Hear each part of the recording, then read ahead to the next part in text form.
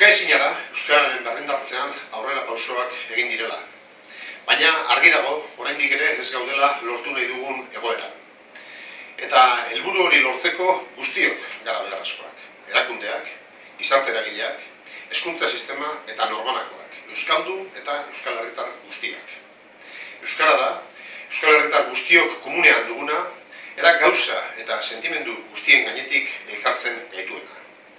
Horregaitik proposatu genuen Euskal Herria Bildutik Eusko Legebiltzarrean abenduaren 3 Euskararen eguna, jai eguna izan zedin Euskal Autonomia Erkidegoan.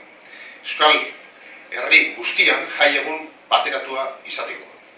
Asko dago oraindik egiteko, eta bide horretan herritarren aktibazioa ezinbestekoa da, eta horretarako funtsezkoak dira hizkuntza politika berriak.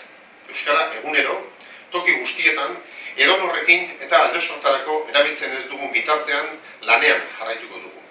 Eusko Alkartasunak hizkuntzaren normalizazioa lortzeko pausuak emateko duen konpromisoa berresten du, hizkuntza politika eraginkorrak bultzatuz.